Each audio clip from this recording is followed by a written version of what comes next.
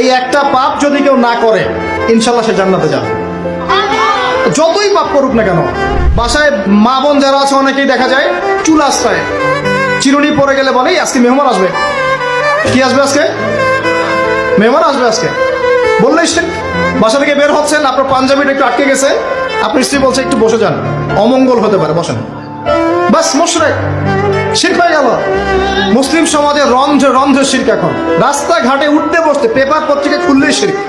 Paper খুলবেন রাশিফল, সিংহ রাশি কন্যা রাশি, দিনটা কেমন যাবে বিশ্বাস করলেই মুশরিক হয়ে যাবে। রাস্তার পাশে টিয়া পাখি দিয়ে ভাগ্য পরীক্ষা করছে, হাতটা দেখে দেন তো ভাই কি আছে, বললেই শিরক হয়ে যাবে।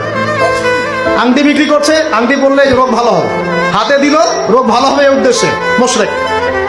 হাতে দিয়েছে রোগ ভালো হবে, আমার ডায়াবেটিস ভালো হয়ে যাবে, বিসমিল্লাহ, ব্যাস মুশরিক, নাউজুবিল্লাহ। এই আকীদা নিয়ে পড়লেই মুশরিক। মুসলিম সমাজে অহরহ শিরক আছে।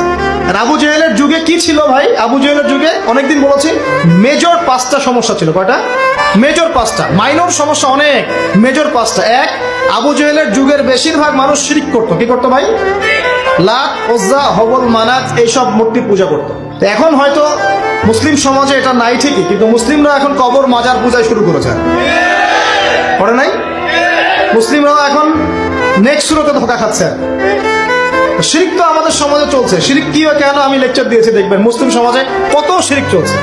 আবু জেহেলের যুগে শিরক ছিল, এগুলো বলতে থাকলে এটা নিয়ে আলোচনা করতে হবে। আলোচনার টপিক আমার আজকে অন্য। আবু জেহেলের যুগে কি ছিল ভাই? শিরক ছিল, সমাজে রন্ধ্রে রন্ধ্রে শিরক ছিল। এখনকার সমাজেও শিরক আছে। তারা লা ইলাহা ইল্লাল্লাহ না